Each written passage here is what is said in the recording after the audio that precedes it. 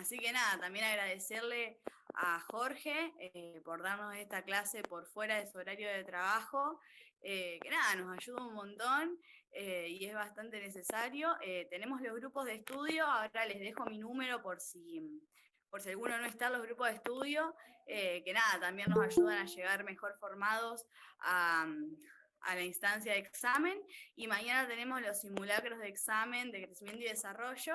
Así que nada, los espero a todos y a todas para poder tener estos simulacros y nada, en esto de seguir llegando lo mejor preparados al examen y muchísimos éxitos en estas 2 mesas que quedan, a meterle pila que nada, nos vamos a encontrar todos en segundo año.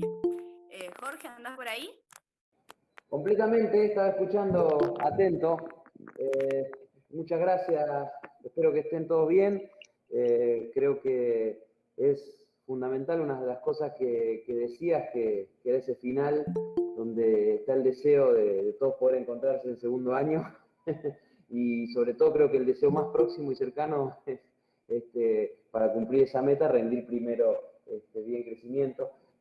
Así automáticamente se pueden encontrar en segundo. La verdad que sería muy interesante, veo una gran concurrencia, 119 por lo menos lo que me figura acá, increíble, y ciertamente uno extraña la presencialidad, tanto que yo no logro salirme y uso, ya bueno, algunos habrán visto alguna vez este tipo de clases virtuales donde yo lo que pongo es un papel, por eso estoy acá presente en mis manos, voy a usar el papel como si fuera un pizarrón y voy a intentar, aunque no ponga la cara en la imagen, después al final para las preguntas, por supuesto, lo voy a hacer para que vean que esto es real. Pero bueno, la idea es dar una clase como si fuera un pizarrón en un lugar presencial, que por supuesto todas ustedes hagan uso de las preguntas como lo deseen, que pregunten, que no se queden con dudas. Y bueno, decirles que igual para un grupo grande de estudiantes que necesitaba la presencialidad por las prácticas, estamos en eso, o sea que hoy van a ver una publicación de la facultad donde con orgullo estamos mostrando que se puede, todo lo que eran prácticas que adeudaban del año pasado se están empezando a cumplir, ya tenemos mucha gente cursando las prácticas, y bueno, lo que no es práctico se sigue todavía en modo virtual, pero estamos trabajando para optimizar al máximo todo lo que esta nueva etapa del aislamiento implica, ¿no? Una etapa como todas las anteriores, donde hay que estar permanentemente cambiando, estructurando nuevas ideas, así que no es sencillo, pero de todas maneras estamos muy contentos. Así que bueno, fuera de esto, empecemos con la clase. Les agradezco al centro de estudiantes que siempre están convocando a docentes, en este caso a mí, y les cuento que no es ninguna molestia, no es, uno con esto se encuentra cerca de los estudiantes y es lo mejor que nos puede pasar. La facultad, la universidad entera se debe a los estudiantes, o sea, son el objeto por el cual existen las universidades, las facultades, y bueno, así que lo más lindo es estar dando una clase. Así que bueno, sin más, voy a hacer una especie de tratamiento de repaso, pero bueno, vamos a tratar de ir desde el principio, del tema de potenciales de membrana desde el punto de vista de fisiología, porque bueno, mi cátedra es fisiología y ustedes saben que este tema se aborda desde distintas miradas. Hay una mirada más física, que lo aborda la cátedra de física, con una serie de fórmulas que avalan un poco los conocimientos teóricos que uno va leyendo en la parte más biológica, y después está el abordaje fisiológico, que lo que intenta es mostrar un poco cómo se mueve todo esto en el marco de la célula, si se quiere, de los sistemas funcionales. Así que bueno, lo primero que tenemos que contar, que ustedes ya lo saben, pero que lo volvemos a repetir, tiene que ver con la historia de que hace ya muchos años, más de 100 años, se sabe, se conoce que las células tienen entre la parte externa y la parte interna de la membrana una diferencia de voltaje o potencial. Recordemos, así muy rápido, que dentro de lo que son los sistemas energéticos, lo que logran generalmente es movimiento, o sea que la puesta en marcha de algún nivel energético o algún gasto energético generalmente culmina con un movimiento y por supuesto también, como siempre, la producción de calor. En el caso de la electricidad, lo que se genera como diferencia energética para mover algo que se llaman electrones es algo que se denomina diferencia de potencial eléctrico, que podemos entenderlo como, no sé, como la diferencia de altura que genera un movimiento. Acá tenemos lo que se llama diferencia de potencial eléctrico y tiene que ver con propiedades intrínsecas de lo que nosotros llamamos cargas eléctricas. Yo voy a hacer una especie de paralelismo para que se entienda, muy simple, chiquitito, pero es, supongamos que tenemos un tobogán, al cual le ponemos agua acá arriba, y el agua puede caer. Lo que genera que el agua caiga y lleve una determinada velocidad o flujo de agua va a ser la diferencia de altura.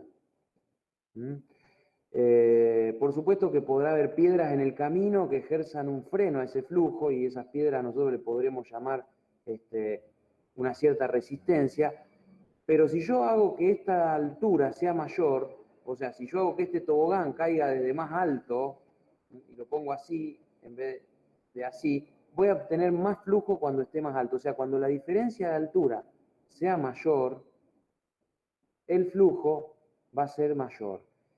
Este es un caso que opera más desde la mecánica, pero olvidándonos de esto y concentrándonos en lo que es un circuito eléctrico, si yo tengo un cable, por ejemplo, y yo lo que quiero es que se muevan electrones desde un átomo hacia otro átomo y se genere lo que se llama un flujo de electrones o corriente eléctrica, o nosotros llamamos a esa magnitud intensidad de la corriente eléctrica, necesito tener muchos electrones de un lado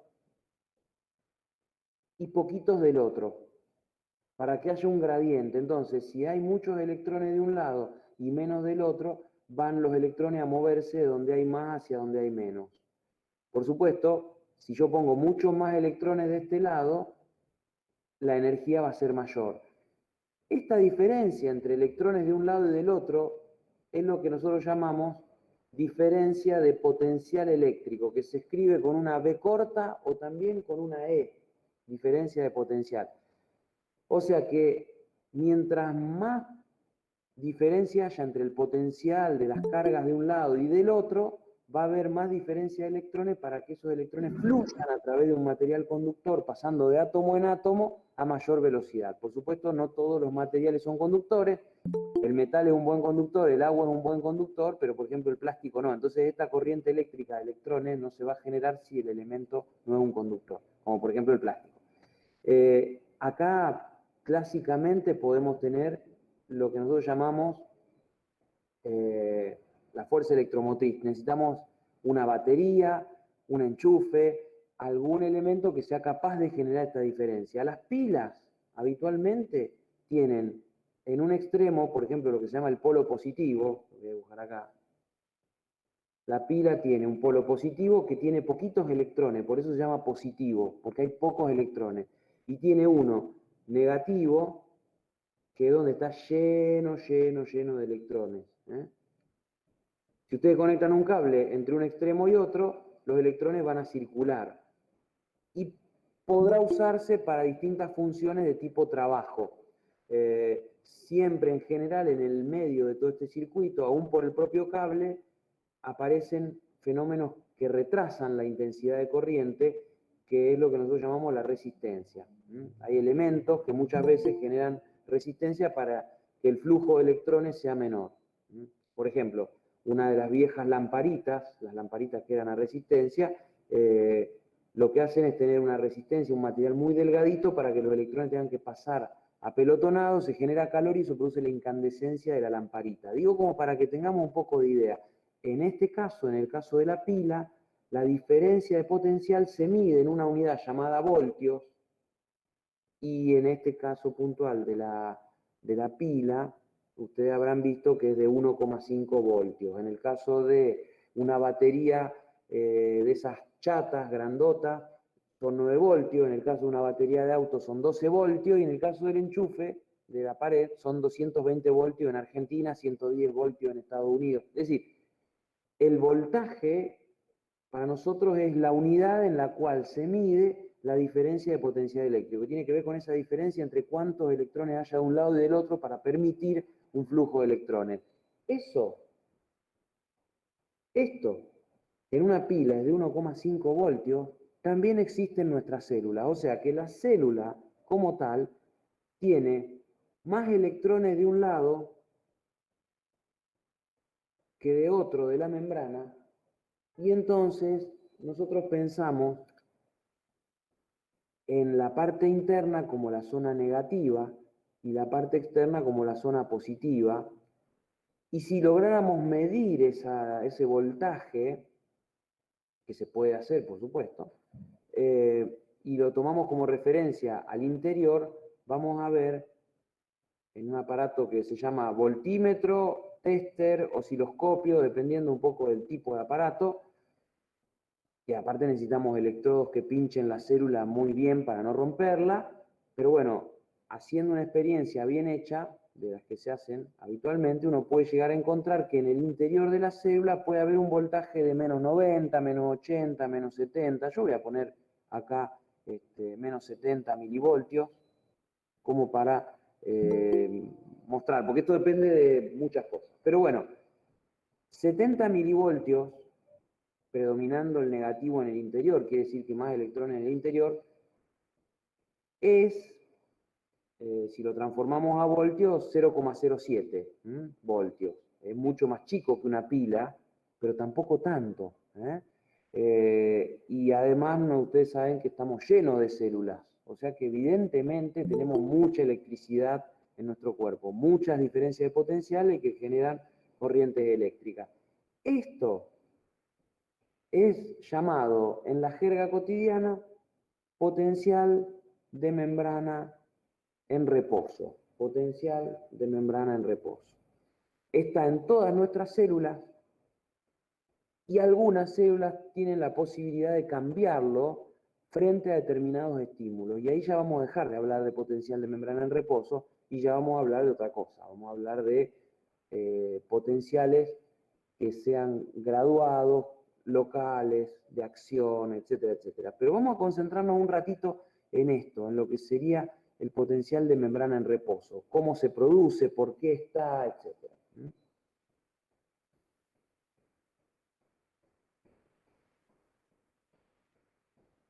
Antes de hablar del potencial de membrana en reposo, tendríamos que ver algunas experiencias que han ido sucediendo a lo largo y a lo ancho del planeta y que empezaron a intentar entender el fenómeno del potencial de membrana en reposo. Y básicamente una de las primeras experiencias que ocurren o que se hacen en el planeta, hace muchas décadas, es un modelo de célula al cual se le generan cambios en la conductividad de ciertos iones, es decir, en el traspaso de iones a través de la membrana. ¿Por qué? Porque bueno, los científicos rápidamente empiezan a confiar instintivamente en que si hay cambios eléctricos acá, y hay más cargas negativas de este lado y menos de esta, o más positividad de este lado y más negatividad de este lado, empiezan a pensar que evidentemente tiene algo que ver con los iones, que son aquellos elementos que provienen de sales, pero que en el agua se dividen y generan deficiencias o excesos de electrones, y ahí los vamos a tener como positivos o negativos, mientras estén en agua. No sé, les tiro una idea. El cloruro de sodio, que es la sal de mesa, está en nuestro cuerpo en mucha cantidad, y bueno, el cloro cuando está en agua está separado del sodio, o O sea que el cloruro de sodio en realidad en el agua está separado, y el cloro se lleva un electrón más, por eso queda negativo, y el sodio queda con un defecto de electrones y por eso queda positivo. Pasa lo mismo con las sales de potasio, con un montón de elementos. Y tenemos a los iones sueltos en la célula y afuera de la célula, y eso fue lo que a los científicos los intrigó, de que bueno, eso puede ser lo que lleve a generar cambios eléctricos. Pero no encontraban una respuesta a los iones solos. Ustedes saben que hay más sodio adentro de la célula, perdón, afuera de la célula, hay más potasio adentro de la célula. Y todo eso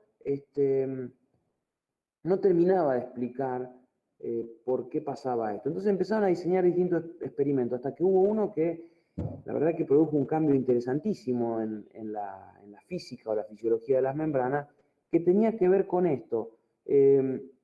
Decían, bueno, normalmente una célula tiene una determinada permeabilidad, o sea, hay canales permanentemente abiertos.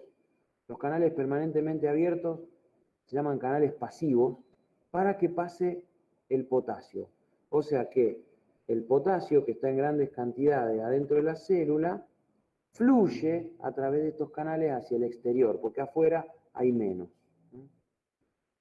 Los científicos pudieron encontrar sustancias que bloqueaban esos canales, o sea que cerraban los canales para que el potasio no fluya, y después retiraban la sustancia y los canales se podían abrir.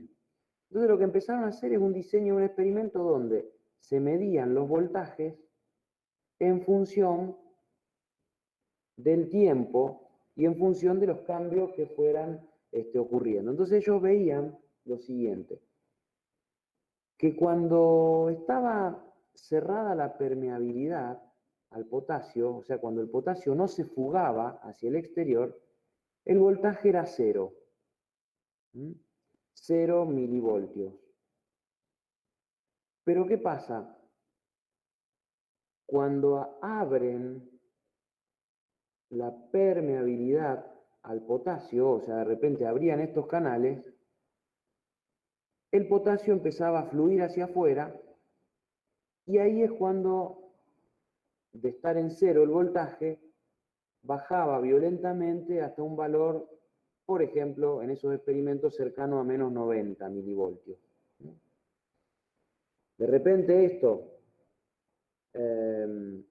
sigue en menos 90 porque el potasio sigue fluyendo hasta un momento en que veían ellos que el voltaje volvía a cero. Y viéndolo en el experimento coincidía con un momento donde la permeabilidad sigue abierta, pero la cantidad de potasio que hay adentro se iguala a la que hay afuera. O sea que cuando se igualan las concentraciones de potasio entre el intra y el extracelular, ahí en ese momento volvían a cero los voltajes. Dicho de otra manera, este menos 90 es lo que los científicos dieron en llamar potencial de equilibrio del potasio. ¿Y cuándo puede haber un potencial de equilibrio del potasio? Es decir, que haya más negatividad en el interior y menos negatividad en el exterior, y que llegue a un valor de menos 90 milivoltios. Eso ocurre siempre que haya dos condiciones: que estén abiertos los canales de potasio y que no haya similitud en las concentraciones. Dicho de otra manera, que haya diferencia de gradiente químico, es decir, que haya más concentración de un lado que del otro, de modo que permita el flujo de los iones. O sea, que lo digo de otra manera, para que haya potencial de equilibrio tiene que haber dos condiciones: que estén abierta la permeabilidad, o sea, que haya permeabilidad al potasio, y que haya diferencia de concentración de potasio entre el intra y el extracelular. O sea, tiene que haber más de un lado que del otro, y tiene que haber permeabilidad. Eso significa que tiene que haber movimiento, flujo de iones de un lado para el otro. que en este caso siempre lo vamos a encontrar de adentro de la célula hacia afuera. Y bueno, mucho tiempo después, y por cosas que ya no nos competen acá mantener porque serían muy complejas y tendríamos que hablar mucho de la física, aparentemente la salida del potasio, el fluir del potasio hacia afuera, deja momentáneamente un saldo negativo en el interior. Según se cree, se pegaría el potasio a la membrana externa apenas sale, un poquitito, y después se separaría en un fenómeno muy complejo que tiene que ver con algo parecido a lo que pasa en los capacitores, tiene que ver con una propiedad que se llama capacitancia eléctrica.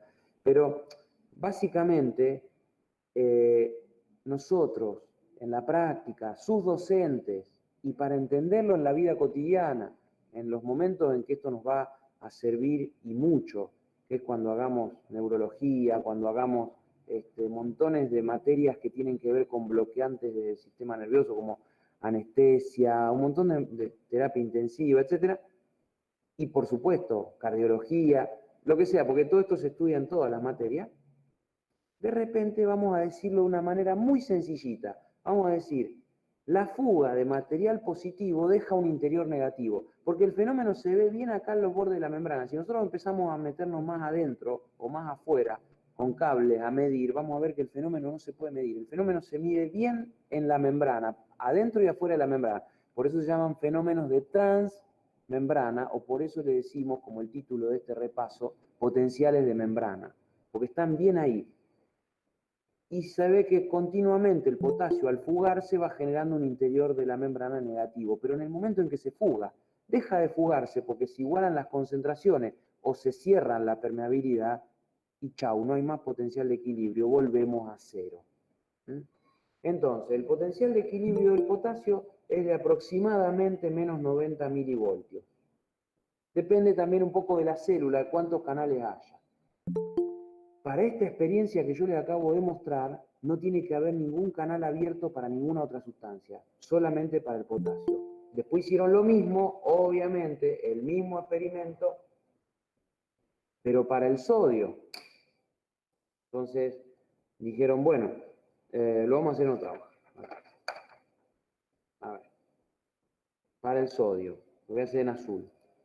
Hay mucho sodio afuera, reprodujeron las condiciones del sodio naturales afuera de la membrana, mucho sodio, adentro de la membrana, en el interior de la célula, poco sodio, y en un momento largan la experiencia abriendo los canales. Mientras los canales están cerrados, voltaje-tiempo, mientras los canales están cerrados, el voltaje es cero. Pero hay un momento en el que esta experiencia abren los canales, apertura de los canales de sodio, y entonces el sodio empieza a entrar. Acá lo que se produce es que deja un exterior negativo, generando un interior positivo. Nosotros ahí siempre, para los exámenes o las charlas que tenemos así, digamos, en facultad, cuando se dan clases, etcétera, uno dice, bueno, el sodio al entrar deja un exterior negativo generando un interior positivo. Lo decimos de esa manera, pero acá también operaría esto de las constantes dieléctricas, hay un montón de cuestiones de capacitancia de los capacitores donde es como que el sodio quedaría pegado un poquito a la membrana y después se pega y se despega. Es algo parecido a lo que ocurre con los fenómenos eléctricos de las viejas radios y algunos viejos elementos eléctricos que uno los desenchufa y no dejan de funcionar al instante, sino que siguen funcionando un rato más. Pero bueno, sería muy complejo de analizar ahora. El sodio ingresa, genera un interior positivo, se va esto para arriba. ¿Qué sé yo? Vamos a ponerle un valor, porque no en todas las células es igual, pero vamos a ponerle más 35 milivoltios, ¿no? Esto está medido en milivoltios. Bueno, se mantendrá todo el tiempo del mundo hasta que en un momento, de repente, vuelve a cero. ¿Por qué vuelve a cero? En un momento. Generalmente coincide el volver a cero cuando deja de haber pasaje entre el exterior y el interior, a pesar de que los canales estén abiertos, porque se igualan las concentraciones, es decir, de tanto entrar empezamos a tener cada vez más adentro y menos afuera, y en un momento las concentraciones son las mismas y deja de haber gradiente. Entonces, acá decimos que se igualaron las concentraciones de sodio entre el intra y el extracelular. Y a este valor le llamamos potencial de equilibrio del sodio, y decimos que depende de dos factores. Profe, una pregunta. Por supuesto. Si hay un equilibrio en la célula, ¿no es que la célula muere? No. Muy buena la pregunta, porque me refiere de nuevo a lo mismo. Estoy planteando un experimento donde no está la bomba de sodio-potasio todavía, etcétera, etcétera. Sí, ciertamente, como vos decís, si se cumpliera esto en el experimento, en las células que nosotros tenemos en nuestro cuerpo, estaríamos en serios problemas. Así que lo que vos decís es correcto. Yo estoy planteando experiencias para mostrarle cómo se llega al concepto de potencial de equilibrio y que después me permite explicarlo el potencial de membrana. Así que todo esto son experiencias y ahora considérenlo como una cosa hipotética. Yo lo que estoy planteando es, se abren los canales de sodio, empieza a ingresar sodio, llegamos al potencial de equilibrio. O sea, si se igualan las concentraciones, el potencial vuelve a cero. Y evidentemente incompatible con la vida que no haya un potencial eléctrico. Ahora vamos a ver. Pero bueno. Gracias, profe. Por supuesto, por nada, por nada. Todo lo que les vaya surgiendo me van preguntando, ¿eh? Profe, tengo una duda respecto a lo que preguntó la compañera. Sí. ¿La muerte de las células se da cuando el sodio y el potasio alcanzan el equilibrio o uno de los dos tiene que alcanzar el equilibrio? No, por eso la contestación a esa pregunta vendría después, porque acá, por ejemplo, para el potencial de membrana en reposo, lo más delicado es el potasio, porque ya vamos a ver en un ratito que para el sodio hay muy poca apertura de canales en reposo. Después los de sodio sí se van a abrir mucho en momentos de excitación de la célula, cuando hay en algunas células que se llaman excitables, pero es mucho más Serían las importante. del sistema nervioso. Para tu pregunta es mucho más importante el potasio, para mantener, claro, nervioso cardíaco, pero para mantener el potencial de transmembrana de las células, que es vital, como bien decía tu compañera, es mucho más importante el potasio. Ahora van a ver por qué. Pero lo que estoy es tratando de ver si podemos entender esto del potencial de equilibrio. Y básicamente que a mí me importa que a ustedes les quede claro que el potencial de equilibrio de un ion se puede alcanzar mientras más permeabilidad haya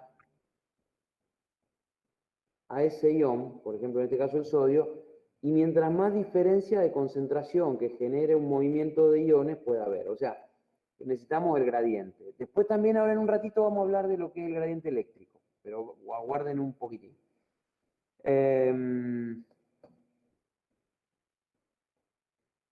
Y lo otro sería, para no hacer toda una explicación tan gráfica, lo que pasa, por ejemplo, con el cloro. Entonces el cloro está más concentrado afuera también que adentro, y si abrimos la permeabilidad del cloro, el cloro empieza a entrar generando un potencial de equilibrio que es negativo. Imagínense que lo que entra es negatividad hacia el interior, por lo tanto el potencial de equilibrio del cloro es un potencial que está bastante cercano a lo negativo del potasio. Por ejemplo, no sé, un ejemplo, menos 70 milivoltios más o menos. Pero eso también depende de las células. Para que no nos divaguemos, porque ciertamente ustedes lo acaban de preguntar, el hecho de que el potasio salga y vaya generando un interior negativo y un exterior más positivo, y que eso sea forzado porque haya un gradiente químico, o sea que haya mucho potasio de este lado y poco de este, tiene una cosa que va generando la propia dinámica, que es un cambio en el voltaje. O sea, en la medida en que el potasio va saliendo por fuerzas químicas que lo hacen salir, también el hecho de que genere un interior negativo y un exterior positivo, lo frenan. Es decir, el hecho de que quiera salir al exterior y se encuentre con una barrera positiva, por una cuestión de repulsión eléctrica, es frenado. Entonces, hay una gran fuerza química que saca al potasio para afuera y hay una pequeña fuerza eléctrica que lo intenta meter. Por supuesto, como la fuerza química termina siendo más grande que la eléctrica, termina habiendo una fuerza total, que es un poco menor que la química, que sería la que termina sacándolo y permitiendo que se produzca el potencial de equilibrio. Pero quiere decir que cuando todo esto entra en equilibrio, no es solo un equilibrio químico, sino que es un equilibrio que nosotros decimos electroquímico. A lo mismo se puede aludir cuando hablamos del sodio, porque el sodio entra con una gran fuerza química, porque hay mucho afuera y poco adentro, pero como lo que genera un interior positivo,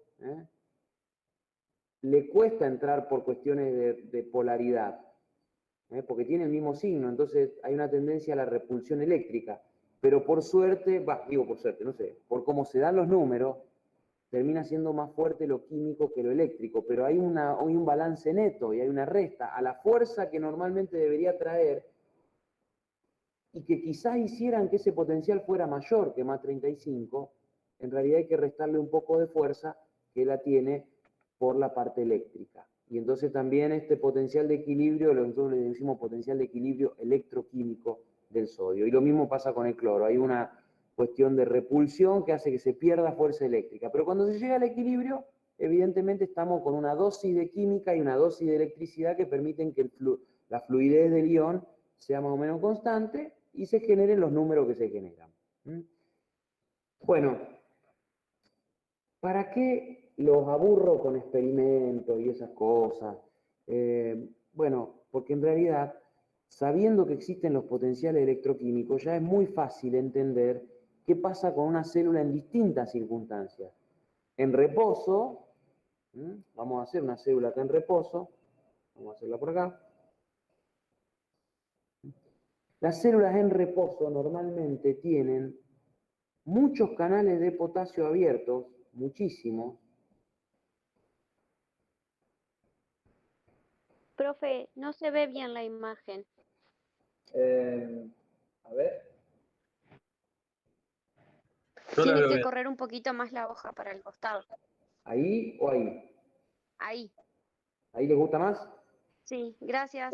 No, por favor, es que acuérdense que tengo un aparato improvisado, por eso se ve también acá, se ve algo blanco acá, no se asusten, es un aparato improvisado que me hice tipo cámara especial. Así que me van avisando. Igual estoy haciendo unos canales chiquititos que sí, es cierto que va a ser difícil de ver. Pero también eran difíciles de ver en la presencialidad si les tocaba muy atrás en un salón grande. Así que bueno, tendremos que ir arreglando todos estos errores.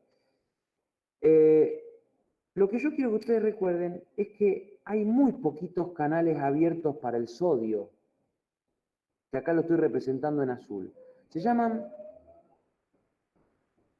canales pasivos. ¿Qué quiere decir canales pasivos? Que están siempre abiertos, no se los puede abrir y cerrar.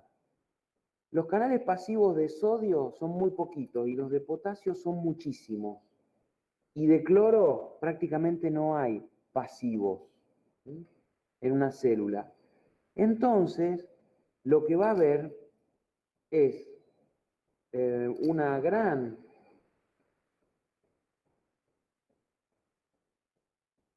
salida de potasio, que siempre acuérdense que está más concentrado adentro que afuera, va a haber una gran salida de potasio,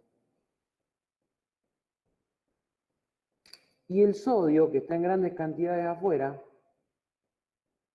y en pobre cantidad adentro, va a entrar, pero mucho menos, porque anatómicamente las células tienen menos canales. Entonces, a ver, si nosotros esto lo representamos en una gráfica, en función del tiempo y en función del voltaje, el potasio, que yo lo estoy haciendo con una lapicera negra, va a tender, si lográramos el potencial de equilibrio del potasio, llegaríamos a los menos 90. O sea que acá está el potencial de equilibrio del potasio. Y acá está a más 35 el potencial de equilibrio del sodio. ¿Sí? Ahora, si hay iones generando más 35 milivoltios, o sea, positividad en el interior, y hay iones generando negatividad en el interior, el valor del potencial que hay en la membrana, cuando todo esto está mezclado, todo mezclado, debería ser un promedio de estos dos. ¿Me entienden? Porque hay sodios que están ingresando, que tienden a llevar a la membrana más 35, y hay potasios que están fugándose, que tienden a llevar a la membrana a menos 90. Pero lo cierto es que no hay un promedio más dividido 2, como conocen ustedes, sino que es una fórmula que ustedes conocen de la física, se llama ecuación de Goldman, que le da una predominancia a los dos factores, a las concentraciones y a la permeabilidad. Y es mucho más permeable la membrana al potasio que al sodio. Por lo tanto, es un promedio que está mucho más cercano al equilibrio del potasio que del sodio. Entonces, si tuviéramos que marcar, capaz que qué le pasa a esta célula, que podría sernos una célula cardíaca, por ejemplo, esta célula capaz que está o en el menos 90, o en el menos 89, o en el menos 85, no sé, o como en este ejemplo que voy a poner yo, en menos 70. Y a esto se le llama potencial de membrana en reposo. O sea, el promedio en realidad no es un promedio y está mucho más cercano al potencial de equilibrio del potasio. O sea, aguárdenme un segundo.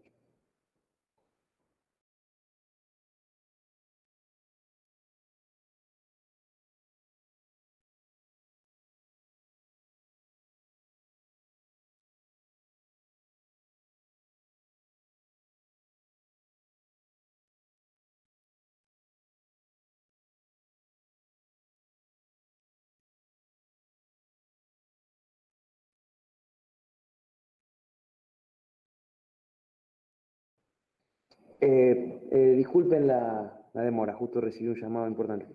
El potencial de membrana en reposo es un valor de voltaje, o sea, de diferencia de carga eléctrica entre el interior y el exterior, que está mucho más cercano al equilibrio del potasio que del sodio, por ser que es mucho más permeable el potasio. Así que bueno, la idea es que este potencial de membrana en reposo, si siguen esto que yo les había mostrado en su momento, de que se necesitaba una diferencia de concentración para el potencial de equilibrio del potasio, que se necesitaba una diferencia de concentración de sodio para lograr el potencial de equilibrio del sodio, y lo mismo para el cloro. Si yo lo dejo evolucionar en el tiempo, podría pasar lo que una compañera dijo, de que esto se vuelva a cero. ¿Cuándo se volvería a cero? Si se equilibraran las concentraciones entre el exterior y el interior.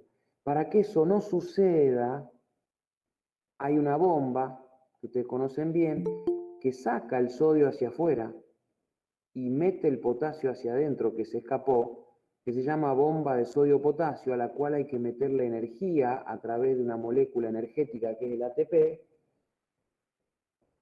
y que bueno, evidentemente lo que va haciendo es reacomodar para que siempre haya potasio de este lado y siempre haya poquito de este, y siempre haya mucho sodio de este y poco en este lugar.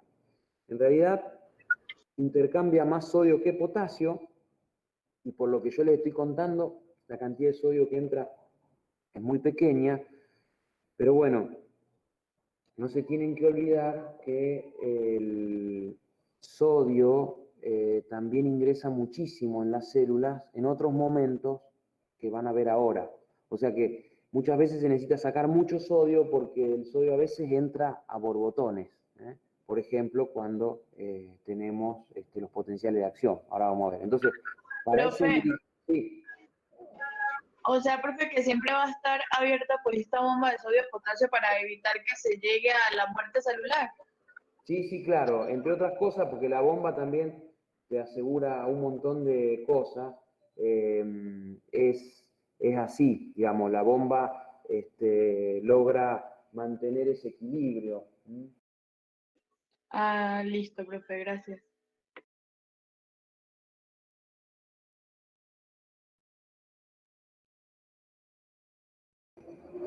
Em, Perdón, se me había apagado.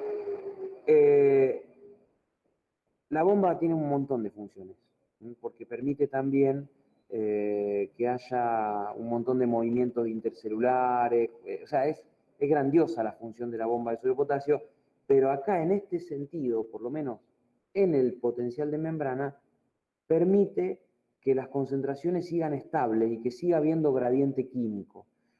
Pero hay una cuestión muy interesante y a eso apuntaba. Si ustedes contestan en un examen que el potencial de membrana en reposo está generado por la bomba, les van a decir que está mal. Y tienen razón. ¿Por qué? Porque en realidad el potencial de membrana en reposo está generado por la salida masiva en grandes cantidades de potasio, una pobre entrada de sodio, que genera que el potencial promedio en las células se establezca más cercano al de equilibrio. Y la bomba de sodio potasio lo que hace es colaborar para que el potencial de membrana de reposo no se termine nunca. O sea que energéticamente, para mantener el potencial de membrana en reposo se necesita ATP. Para generar el potencial de membrana en reposo no se necesita ATP o energía. Digo por las dudas para comprender bien esto. Bueno, más o menos entrado en que ya sabemos que hay potenciales de membrana en reposo en diferentes células. No siempre son de menos 70, muchos son de menos 90, otros son de menos 80, otros son... En general ninguno pasa a los menos 90 porque es el equilibrio del potasio, ninguno se va más abajo que eso. Es importante entender que existen otros tipos de canales que se llaman canales activos o activables, o sea, que se pueden abrir. Entonces, vamos a mostrar ya esto en un tipo de célula que tiene estos canales. O sea, básicamente los canales activos están en dos tipos de células, músculo o neuronas. Cuando hablamos de músculo esquelético y músculo liso, y dentro del esquelético, perdón, dentro del estriado está el esquelético y está el cardíaco. Así que todos ellos tienen canales que se llaman activos de solutos, como el sodio, el potasio y el cloro, que van a permitir cambios en el potencial eléctrico de la membrana.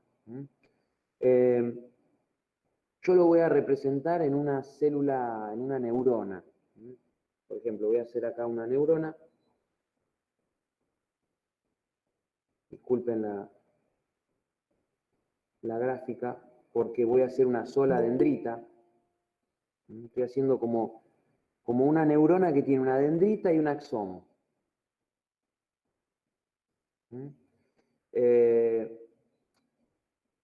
Hay infinidad de ejemplos de canales activos. Voy a empezar por algo.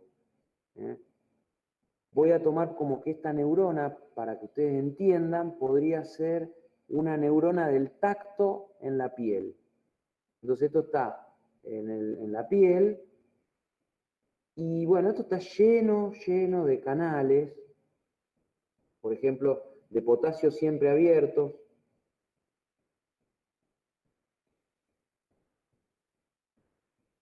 Muy poquitos de sodio, que han generado que salga el potasio, que entre sodio y que la membrana tenga un valor en el interior de menos 70, y a esto le llamamos potencial de membrana en reposo. O sea que toda la membrana de esta célula está toda, en todos los puntos, si comparan exterior con interior, siempre encuentran menos 70 milivoltios, muchos electrones por el lado de adentro. Acá en... Profe, ¿podría repetir ese pedazo? No lo Sí, por escuché bien. supuesto. Lo que hice fue repetir lo que habíamos visto antes. Que en todos los sectores de la membrana, ustedes tienen muchos canales de potasio, donde el potasio está saliendo hacia el exterior y poquito sodio entrando, porque hay pocos canales abiertos, de modo de generar lo que llamábamos recién el potencial de membrana en reposo. O sea que ustedes tienen el potencial de membrana en reposo en toda la membrana y ahora van a ver un fenómeno nuevo, que es un canal que se llama canal activo de sodio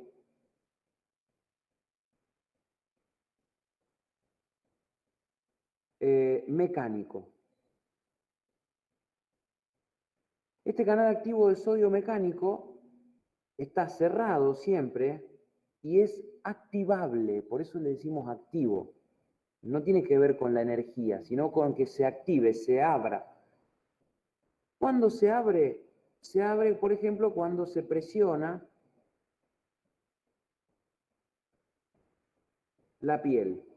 Entonces, presionan la piel y de repente ese canal que está en la membrana hace esto. Lo voy a intentar mostrar así en forma gráfica. Imagínense que mis brazos son parte de la membrana y acá está el canal que son mis dos manos.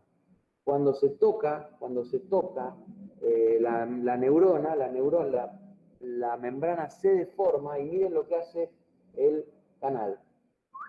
Se abre. ¿Entienden? O sea que la deformación, lo que sería el tacto, en este ejemplo, genera que el canal se abra y que pase a estar ahora grandote, abierto, para que el sodio que está afuera pueda empezar a entrar. O sea, mientras nadie tocaba a esa neurona, no pasaba nada, estaba en menos 70. Lo voy a representar en un gráfico acá. Profe, Ujú. tengo una duda. ¿El potencial de membrana en las neuronas es de menos 70 o menos 90? Sería en reposo. La mayoría de las neuronas es menos 90, sí. Así que voy a tomar la posta de lo que acabas de decir. Porque Para... vi que pusiste menos 70 y yo me acuerdo que lo leí del libro de fisio que dice menos 90 en las Porque me neuronas. quedé en el ejemplo anterior, porque en la mayoría de las células del cuerpo es menos 70, pero en las neuronas suelen prácticamente no tener canales de sodio pasivo y es prácticamente todo potasio. Entonces, el potencial de membrana termina siendo menos 90. Y para usar libros como los que usan algunos de ustedes, por ejemplo Guyton, etcétera, vamos a poner menos 90. O Bay Taylor, menos 90. Vamos a poner que el potencial de membrana en reposo de esta célula era de menos 90, ¿sí? Pero menos 90 sería solamente en las neuronas y las musculares, entonces. No, muchas musculares tienen menos 70. Por eso, ustedes el concepto que tienen que tener es que estos valores son bastante variables, dependiendo del tipo de célula. Si ustedes se aprenden que el potencial de membrana en reposo es de menos 90, díganlo siempre menos 90, no va a pasar nada, para un Claro, examen. porque yo te cuento, profe, la otra vez estaba estudiando con una compañera mía y ella tenía menos 90 y yo menos 70 y lo busqué en el libro y decía que las neuronas tienen menos 90 y las otras células menos 70. Claro, por Entonces eso. de ahí me Por quedó eso, bien así que, porque las otras células tienen un poquito más de permeabilidad al sodio y las neuronas tienen un poquito menos. bueno, Pero gracias, profe. básicamente no va a haber problema porque eso es más o menos conocido por evaluadores, por todo, o sea, no se preocupen. Pero vamos a poner el ejemplo de menos 90, me gusta. Así vamos usando números diferentes. Esta Bueno, neurona está gracias, en menos profe. 90, todos lados. Acá había menos 90, pero ahora que se abrió la permeabilidad al sodio porque apareció lo que nosotros llamamos un estímulo, o sea, veníamos teniendo menos 90 y cuando apareció el estímulo, ese valor de menos 90 empezó a subir. ¿Por qué? Porque a la negatividad intensa que había acá, ahora le empiezan a aparecer los sodios que son positivos dentro de la membrana. Entonces, esto que acaban de ver, que es una onda levantada hacia arriba, tratando de llegar al cero, es lo que vamos a dar en llamar a partir de ahora potencial local. Potencial local. Que Profe, cuando no es se ve para bien. arriba, perdón, No se ve bien. Si puede correr la hoja más por el Sí, medio. perdón. A ver, ahí. Pongan, si no, el teléfono en forma horizontal. Vertical, perdón. Horizontal. No me va a andar mi aparatito, pero escúchenme. No, Profe, pero a No los se chicos. preocupen, perdón. no se Profe, preocupen porque porque voy a yo hacer veo algo más grande. perfectamente. Lo voy a hacer acá. No se preocupen. A ver, este es el voltaje, este es el tiempo. La célula venía en un potencial de membrana en reposo de menos 90, ¿sí? Hasta que en un momento se produjo un estímulo. En este caso es un estímulo táctil. ¿eh? Es una neurona receptora de tacto que está en la piel. Se tocó la neurona, la zona que tiene estos canales activos, y esos canales activos se abrieron y generaron esto. Nos vamos para arriba.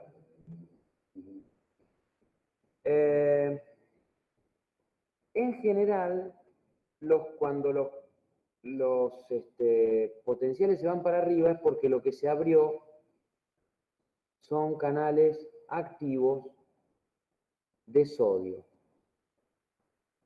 Porque si se hubieran abierto canales activos de potasio o de cloro, lo que hubiera pasado es que nos hubiéramos ido para abajo. O sea que cuando se abren los canales activos o activables de cloro o de potasio, nos vamos para abajo. Cuando nos vamos para arriba, hablamos de despolarización. Y cuando nos vamos para abajo, hablamos de hiperpolarización. Siendo que todo esto que está ocurriendo ahora acá, ya no lo llamamos más potencial de membrana en reposo. Esto se llama potencial local. Potenciales locales que tienen diferentes nombres, no solamente se llaman potenciales locales. Algunos le llaman potenciales graduados. ¿Por qué? Porque dependen del estímulo. Si el estímulo fue grande, se abrieron muchos canales y el potencial fue grande. Si el estímulo fue pequeño, o sea, si yo aprieto con toda la neurona, capaz que se abren muchos canales y obtengo una despolarización gigante como acá. Pero capaz que si yo apenas toqué un poquitito, lo que logro es una despolarización más chica. Porque el tamaño de los potenciales, por eso se llaman graduados también, o también se los llama electrotónicos, por lo mismo, el tamaño del potencial va a depender del tamaño del estímulo. Si el estímulo fue grandote, la despolarización es grandota. Si el estímulo fue pequeño, la despolarización es pequeña. Lo mismo con la hiperpolarización. Hiperpolarización grande, hiperpolarización chica. Por eso se llaman locales o graduados o electrotónicos. Y duran un determinado tiempo que tiene que ver un poco con la duración del estímulo. Y bueno, ahí entraríamos en una cosa más compleja, que después la van a ver en sensibilidad somática, donde hay algunos lugares donde rápidamente, aunque el estímulo persista, el potencial se apaga. Y hay otros donde rápidamente el potencial, a largo plazo el potencial se mantiene mientras el estímulo dure. Pero en las generales de la ley, si uno aplica un estímulo y después lo cesa rápidamente, ese potencial local dura un cierto tiempo y después vuelve a menos 90, al potencial de membrana de reposo. Es decir, después de un cierto tiempo se apaga y vuelve otra vez al potencial de membrana en reposo. Y local significa que afecta a una zona. Quizás se produce acá y afecta a una zona, no sé, acá. Pero no logra afectar a toda la célula. O sea, no es un cambio en toda la membrana de la célula, sino en un sector geográfico de la célula. Por eso se habla de locales, porque están en la zona donde se producen, donde se abren esos canales. Los canales activos se pueden abrir de dos maneras, o tres maneras básicamente. O sea que el canal activo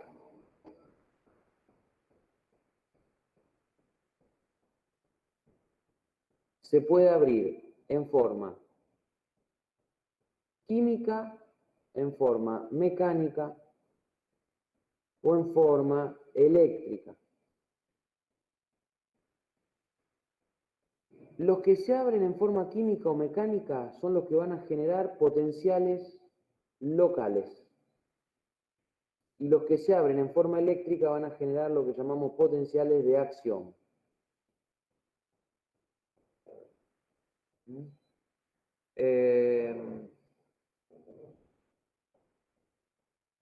Esto es muy importante porque yo estoy dando un ejemplo de una neurona del tacto, pero después podemos ver ejemplos en la sinapsis. Por ejemplo, la sinapsis química utilizan neurotransmisores, que son sustancias químicas, que también abren canales, por ejemplo, de sodio, o de cloro, o de potasio, y se generan potenciales locales. Así que bueno, de nuevo, ¿qué es un potencial local? Es un cambio en la permeabilidad de la membrana que genera un cambio eléctrico hacia arriba, hablamos de despolarización, hacia abajo hablamos de hiperpolarización, y que es en una zona pequeña de la membrana y dependen del tamaño del estímulo. Ahora lo que vamos a ver es para qué sirve esto. Porque ¿de qué sirvió que yo toque la punta de una neurona si va a haber un cambio eléctrico solo en esa zona y no se va a transmitir hacia lugares más importantes del sistema nervioso? Entonces, lo que vamos a comprender ahora es lo que se llama el potencial de acción, porque hay canales acá. Profe, una chica pidió por el chat para repetir la definición. Ah, sí. Igual me dijeron los estudiantes del centro de estudiantes, valga la redundancia, que van a publicarlo a esto, lo van a dejar colgado al video. Pero repito la definición. Es el potencial local sería un cambio en la permeabilidad de la membrana que genera un cambio eléctrico que puede ser acercándonos al cero, denominamos despolarización, o puede ser en más negatividad, que denominamos hiperpolarización. Y es un cambio generalmente cercano, en un entorno cercano a la membrana donde se produce, y que tiene que ver su tamaño con el tamaño del estímulo. Es decir, puede ser grande o pequeño ese potencial en función de cuán grande o pequeño haya sido el estímulo que desencadena la apertura de esos canales activables. En el caso del tacto, es la presión sobre la piel. En el caso de una neurotransmisión, va a ser la cantidad de neurotransmisores liberados. Ahora lo vamos a ver mejor. ¿Estamos con eso? Perfecto. Profe, una pregunta. Sí. ¿La repolarización en qué momento se da? Porque Espérate. yo tengo entendido que es despolarización, repolarización y hiperpolarización. No, pero eso es otra historia. Eso ya son Ah, definiciones ¿es otra cosa también, distinta? también que se dan y son muy importantes, pero forman parte de los sectores de lo que se llama el potencial de acción, que es lo que vamos a ver ahora. Ah, bueno, O gracias, sea que profe. cuando hablamos de potenciales locales puede ser para arriba o para abajo, despolarización o hiperpolarización. Así se lo llama. Ahora vamos a ver que hay unos canales en los axones, que están en grandes cantidades, grandísimas cantidades, que se llaman canales activos de sodio, voltaje dependientes.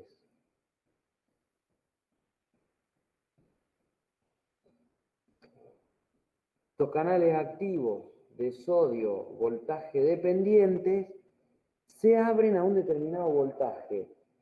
Bueno, hay diferentes tipos, etcétera, pero más o menos el valor más tradicional es aproximadamente menos menos 50 milivoltios, menos 45. Yo le voy a poner menos 45 para que entiendan en este ejemplo.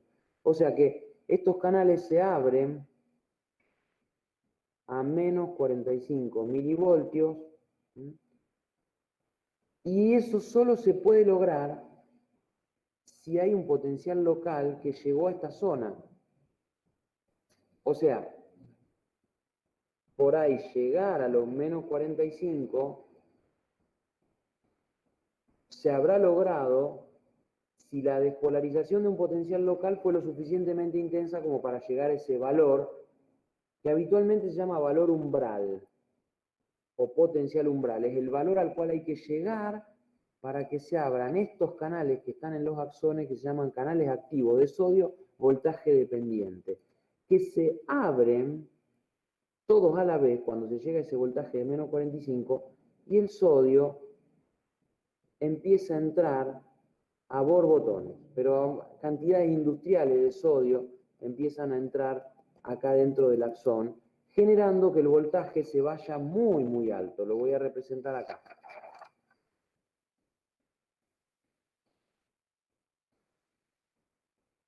Estábamos en potencial de membrana en reposo, producto básicamente en la neurona de una alta permeabilidad al potasio de canales pasivos de potasio. Pero de repente se produjo un estímulo, en este caso táctil, y ese estímulo levanta el potencial hasta un valor de menos 45 milivoltios, que se llama umbral. Esto ya no es un potencial de membrana en reposo, esto es un potencial local que solo ocurre en células que tienen canales activos, o sea, neuronas y músculo. Y si llegó a los menos 45, se abren canales de sodio voltaje dependientes. Esto se generó por la apertura de canales de sodio mecánicos. Y ahora va a haber una bestial subida del valor del potencial de membrana, intentando llegar a este valor más 35 o más 45, depende de la célula, que es el potencial de equilibrio de sodio.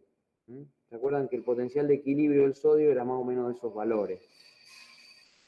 Entonces, ¿por qué se llega al potencial de equilibrio de sodio? Porque el ingreso de sodio es brutal, es descomunal. La cantidad de sodio que ingresa es tan alta que todo el resto parece ya no tener casi efecto sobre la membrana y se ve un cambio abrupto hacia arriba. Ya a partir de que hemos llegado al umbral y se han abierto esos canales, lo que viene ahora es lo que llamamos el potencial de acción. Es una seguidilla de efectos demoledora, terrible, impresionante, que hace que ya nada sea igual en esa membrana por un ratito. Porque entra sodio a borbotones y el voltaje sube, pero cuando se está llegando a esos más 35, ya se están abriendo unos canales, o sea, acá estamos hablando de apertura de canales de sodio, voltaje dependientes o eléctricos. Fíjense, los eléctricos son los que dan el potencial de acción. Ya al llegar a más 30, más 25, por ahí, ya se empiezan a abrir la apertura de los canales de potasio voltaje dependiente. ¿Qué quiere decir esto? Que entró sodio a borbotones y ahora se empiezan a abrir unos canales que estaban cerrados de potasio para que el potasio empiece a salir también a borbotones y ahora esto baje hasta el potencial de equilibrio del potasio y más aún. Se llega hasta valores casi de menos 130, menos 120 y después vayamos volviendo despacito a los menos 90 originales.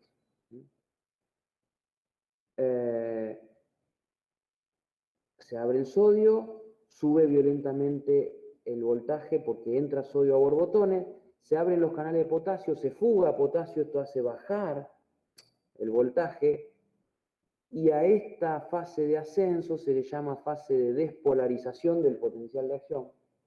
A esta fase de descenso se le llama, como decía la compañera, repolarización. Y a todo esto que viene para normalizar hasta llegar a los menos 90 de vuelta se le llama post-hiperpolarización tardía, o algunos le llaman hiperpolarización tardía. Esto que acaban de ver hasta llegar a este momento donde volvemos a menos 90 es lo que llamamos vulgarmente el potencial de acción. Es un cambio abrupto de las polaridades de la membrana, donde de repente la membrana pasa a tener un valor interno positivo, producto de la apertura de canales de sodio voltaje dependiente, producto a que se llegó a ese voltaje, que es el umbral.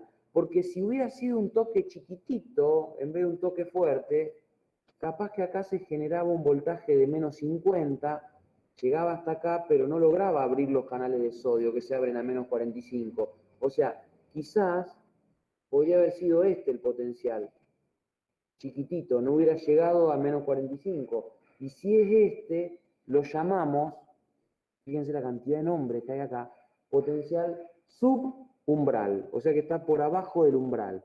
Cuando el potencial que generó un potencial de acción, el potencial local que generó un potencial de acción, se denomina potencial supraumbral, o sea que ha pasado el umbral. Fíjense la cantidad de nombres que van adquiriendo estos potenciales locales. Pueden ser despolarizaciones, hiperpolarizaciones, potencial local o graduado o electrotónico.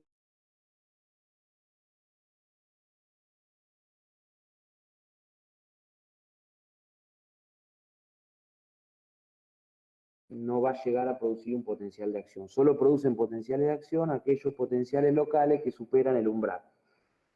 Lo que pasa es que a Profe, veces se pueden sumar. Podemos tener dos potenciales chiquitos en el mismo momento. Por ejemplo, tocamos eso un quería. poquito y volvemos. Sí, exacto. Y ahora voy a hablar de sumación también cuando hable de sinapsis, para que lo entiendan. Pero por Sí, ejemplo, profe, porque eso iba a preguntar si aquel que no llegue al valor umbral, entonces eso es lo que va a explicar ahora. Ah, bueno. claro, mira, a ver, yo puedo tocar apenitas mínimo ínfimo y capaz que no se llegó al umbral. Pero capaz que puedo tocar un poquito y tocar con otra cosa un poquito más y dos o tres cosas más y sumar potenciales y que lleguen al umbral. Los potenciales locales se suman. O sea que si yo tuviera en el mismo momento dos potenciales chiquititos, este y este, se suman para generar uno más grande, este grande, y llegar al umbral. Los Listo, puedo profe. sumar en el mismo momento o los puedo sumar en el mismo momento y lugar, a veces habla de uno de sumación espacial, o los puedo sumar en el tiempo. Es decir, puedo empezar con uno y a los poquísimos milisegundos sumar otro y ahí llegar al umbral. O sea, hago uno chiquito y en otro momento le sumo un poquito más. Es como, bueno, toco, pero después aprieto un poco más o toco con otra cosa. Es más fácil de entender con neurotransmisores, ahora lo vamos a ver. Pero sí es cierto e interesante que los potenciales locales se pueden sumar y a veces eso permite que se llegue al umbral, cosa que no siempre se logra. ¿Y para qué sirve el potencial de acción? Bueno, eso es toda una cuestión bastante compleja, porque el potencial de acción genera en el interior un voltaje muy interesante. Por ejemplo, en un momento se llega a más 35, cuando en otros sectores de la neurona todavía tenemos menos 90. Pero lo interesante es lo que yo les decía al principio del tobogán o lo de la pila. Yo puedo tener acá muy pocos negativos, por eso es más 35, y acá donde es menos 90, esto está lleno de electrones, de negatividad. Entonces, como esto es un caño, y adentro de ese caño hay agua, los electrones se transmiten. Entonces, estos electrones que están acá en grandes cantidades van a empezar a pasar a este sector que están en menos cantidades. Y se va a ir generando en este flujo de electrones una cuestión de degradé de voltaje que van a ir a menos 80, menos 70, menos 60, menos 50, menos 40, menos 30, hasta llegar a más 35. O sea que en algún momento voy a tener los benditos, en algún momento menos 45 milivoltios, necesarios para que acá, en este sector, se abran nuevos canales que estaban cerrados voltaje dependiente. Al abrirse estos canales de golpe, empiezan a entrar violentamente otra vez sodio. ¿Mm? La entrada violenta de sodio genera acá en este sector ahora otros más 35. Y lo que había sido un potencial de acción acá, ahora es un nuevo potencial de acción acá. Y obviamente se va a establecer un nuevo flujo de electrones y un nuevo potencial de acción. Es decir, el potencial de acción tiene una característica: se autopropaga. Y va a llegar hasta el fin de la neurona. Y probablemente intente dar toda una vuelta y en un momento llegue de nuevo donde se está produciendo el primero y probablemente ahí se apague porque es muy rápida la propagación y el fenómeno en cada lugar es medio lento. Entonces, es probable que cuando un potencial de acción varios potenciales de acción han dado toda la vuelta, cuando lleguen al original, al que le dio origen, que es este, capaz que todavía este está en la fase esta, en una fase donde decimos que hay absolutamente un periodo refractario. Es decir, que si yo intento producir un nuevo potencial de acción, vamos a hacer que esto dio toda la vuelta, y quiero producir un nuevo potencial de acción acá, donde todavía está en potencial de acción, no lo puedo hacer. Se llama periodo refractario. Más o menos, síganme con la lapicera, todo este tramo, hasta por acá, es periodo refractario llamado absoluto, o sea que yo no puedo generar otro potencial de acción mientras esté ahí ese potencial. Y después ya viene lo que se llama el periodo refractario relativo, donde con mucha más energía, que esos menos 45 del umbral, yo puedo gatillar igual un nuevo potencial de acción. O sea que los potenciales de acción tienen periodos refractarios. Pero bueno, lo interesante es que se autopropagan. ¿Para qué me sirve que un potencial de acción se autopropague? Y sirve porque si yo tengo acá esta neurona que mostraba hace un rato, esa neurona en algún momento va a terminar. Pero después tendrá que venir otra neurona, porque si yo quiero que lo que yo estoy tocando acá llegue hasta mi cabeza, va a tener que haber varios elementos en el medio. Entonces, a ver, la apertura de canales mecánicos de sodio generó un potencial local. Eso generó un cambio acá que hizo que de repente entrara violentamente sodio y se produjera un potencial de acción acá, más 35. Eso genera un movimiento de electrones que genera que nuevos potenciales se vuelvan a producir. O sea, que se produce un potencial acá, se produce un potencial acá, se produce otro potencial acá, acá, acá, acá, acá. Y en algún momento, esa propagación rápida del potencial de acción va a terminar generando algo en este lado de la membrana, que es para lo cual surge el concepto de sinapsis.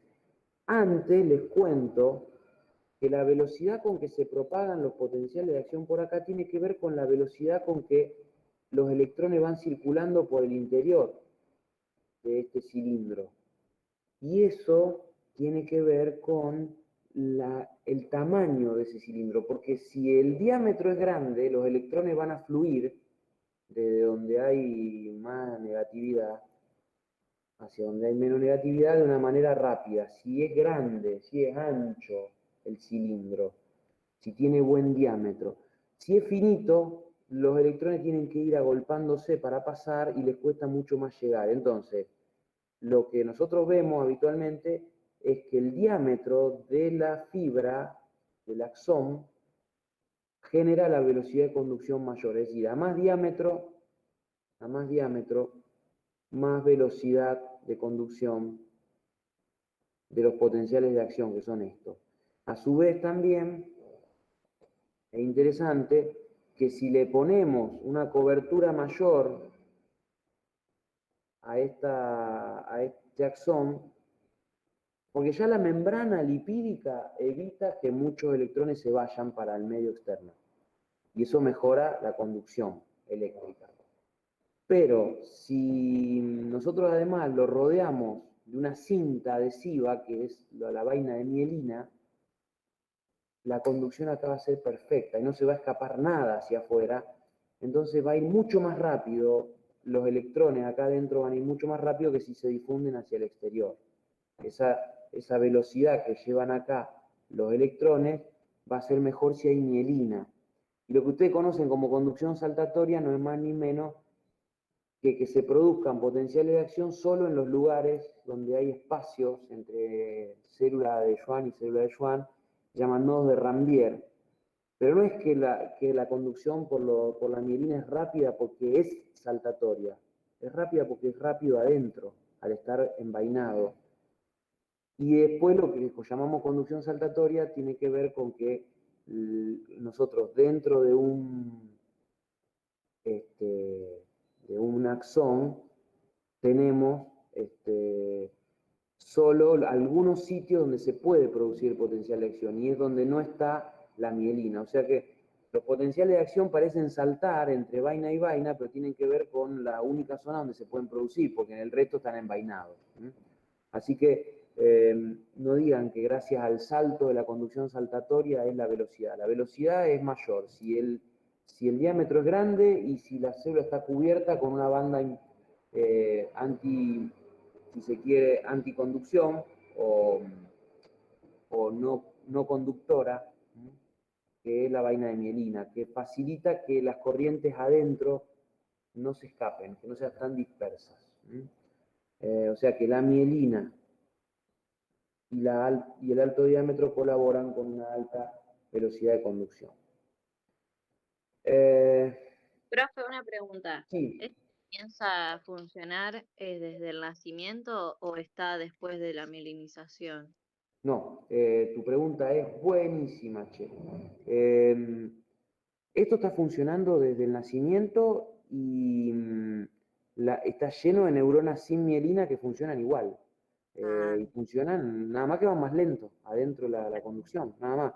Y las neuronas que no están mielinizadas en el niño, no sé, qué sé yo, neuronas del sistema piramidal que todavía no están del todo mielinizadas en el niño, la única diferencia es que van lento, nada más.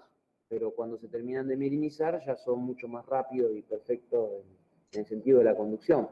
Pero trabajan igual, a distintas velocidades. Bueno, muchas O sea, gracias. profe, que es como que hay mielina, pero hay que esperar a que haya como una maduración de la neurona. No. Digamos, siempre, perdón, dije no por otra cosa. Siempre, cuando el bebé nace, tiene un montón de neuronas que son inmaduras, pero pila de neuronas que están funcionando igual, y ustedes lo conocen. El tema todavía tiene que ver con la plasticidad, a qué dedican esas neuronas, las conexiones, etc. Pero si hay neuronas que tienen que ser mielinizadas en el futuro y no están mielinizadas todavía, le llamaremos inmaduras. Y va a funcionar igual, lo que pasa es que va a funcionar más lento y va a funcionar mucho mejor el día que se mielinice del todo. Ah, ya entendí, profe, gracias. ¿Entienden? Profe, ¿y en la vejez cómo funciona? Eso es un gran tema. La vejez opera de 1000 maneras. La senectud, vamos a llamarle más que vejez, que queda medio feo. Cuando una persona tiene cada vez más edad, van pasando un montón de factores. Algunas neuronas pierden algo de mielina, pero lo que va ocurriendo muchas veces es la muerte neuronal, es decir, sectores enteros de las neuronas van muriendo, o sea que se van deteriorando por muerte natural, digamos, muerte programada, etc. Ni hablar de si ocurren enfermedades. Por ejemplo, hay un grupo de enfermedades que son desmielinizantes, entonces hacen que la conducción sea mucho más tórpida y empiecen un montón de problemas de todo tipo. Pero en la normalidad, el individuo anciano va perdiendo funciones por pérdida de neuronas, sobre todo, y después también por algo de pérdida de mielinización y bueno, y otros fenómenos más complejos. Gracias. No, por nada, por nada. Bueno, para Profe, que... una pregunta. Sí, ¿Qué dice en lo que escribió abajo del dibujito que puso Mielina después del paréntesis? Que no lo veo bien. bien, yo dije que los altos diámetros de los axones y la mielina favorecen altas velocidades de conducción. Ah, lo había escrito bien entonces, porque quedé dudando si lo escribí bien o mal, pero sí lo escribí bien. Sí, Muchas no, lo que gracias, pasa es profe. que no me doy cuenta y tiendo a hacer la letra chiquita, pero bueno, ya vamos a mejorar. Era muy chiquitita. Bien, volviendo un poquito al tema, de otros ejemplos de, por ejemplo, de potenciales locales. Y de paso cañazo viendo algo que es muy importante, que es la sinapsis.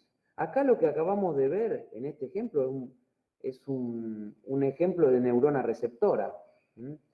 Porque esta neurona que yo acababa de mostrar era una neurona del tacto. ¿Mm? Se abren los canales cuando se toca la membrana. Y otro ejemplo que podemos ver es la neurona que abre sus canales activos gracias a sustancias químicas.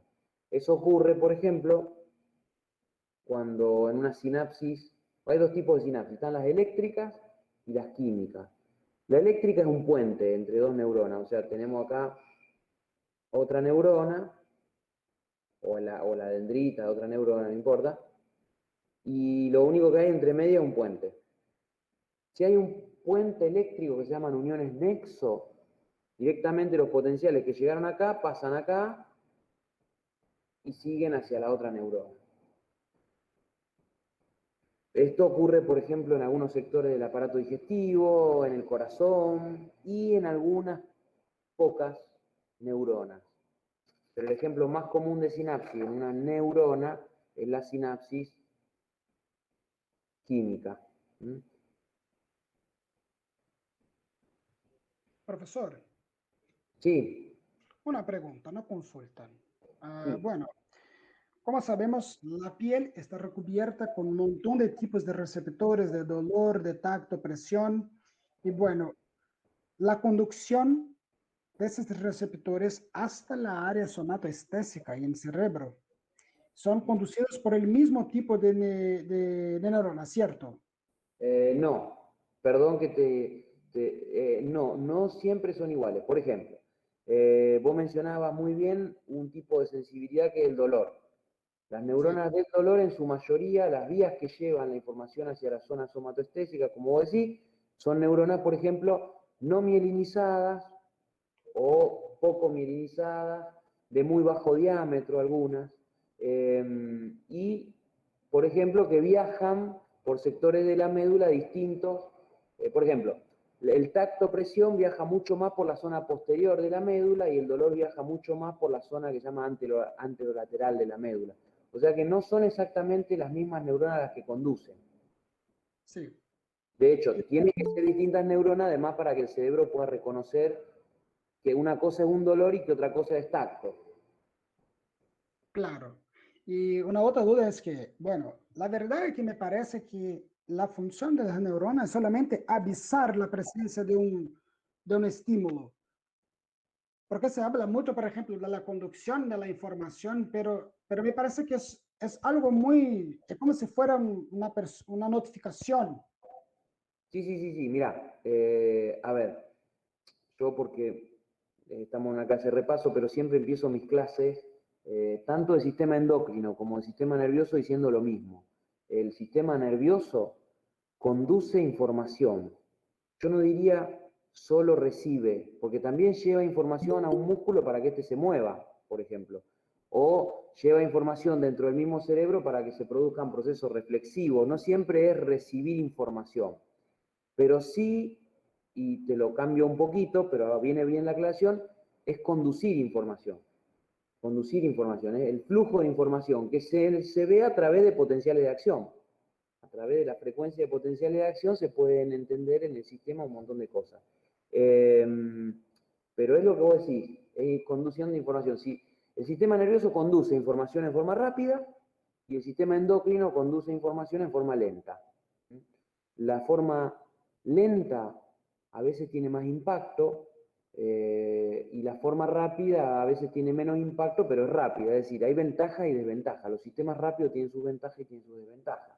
A ver, no tiene el mismo impacto que un alumno me mande un WhatsApp para pedirme algo que es rápido, que una carta documento, ¿me entienden? Una carta donde varios firman y ponen que quieren algo, para mí va a tener, es lento, porque demora varios días hasta que llega hasta acá, hasta el decanato, pero a veces tiene como más impacto, ¿me entienden? Tiene, bueno, esto entró, hay que ver cómo, ¿me entienden? Es decir, no quiero decir que una cosa no se resuelva de una manera o de otra, pero me refiero a que lo mismo pasa con las relaciones amorosas. Las viejas cartas de amor tenían un impacto impresionante, porque estaban días y días hasta que se recibían, qué sé yo, y hoy con un WhatsApp uno puede decir, sí, mirá, pero es como, también lo rápido a veces tiene un efecto menos potente. A eso me refería.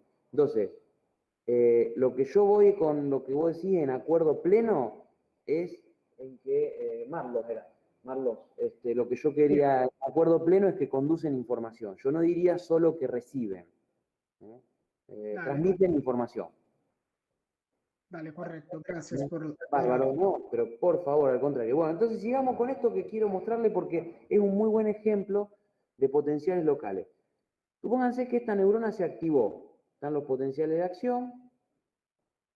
Y llegamos a este lugar donde hay una sinapsis química. La sinapsis química después la van a repasar bien, pero implica, ante la llegada del potencial de acción, la apertura de unos canales que solo a voltajes altos, que solo los da el potencial de acción, se abren y que son canales de calcio, que dejan entrar el calcio se une a los microtúbulos y microfilamentos, y esto empiezan a acercar unas vesículas que están lo que sería en el final del axón, o lo que llamamos cercano a la membrana presináptica, con lo que llamamos el neurotransmisor. El neurotransmisor, al ser empujado, es liberado, sale a la hendidura sináptica, que es esto, y se va a impactar en un receptor que normalmente está asociado a canales, por ejemplo, de sodio, que estaban cerrados y son activos de sodio, volvamos acá, químicos. O sea, los canales activos, habíamos dicho que pueden ser químicos o mecánicos. Y estos generan potenciales locales. Este es un canal que se llama canal de sodio químico activo. Se abre cuando el neurotransmisor pega en contacto con este canal de sodio, el canal de sodio se abre y el sodio que está acá empieza a entrar. ¿Qué pasa cuando entra cuando entra más sodio? Lo que ya habíamos mostrado en su momento. O sea, esta célula, esta neurona, estaba en un potencial eléctrico de menos 90 hasta el momento en que llegó el estímulo. Profe, ¿puedes subir un poquito la voz? Perdón, ahí estamos.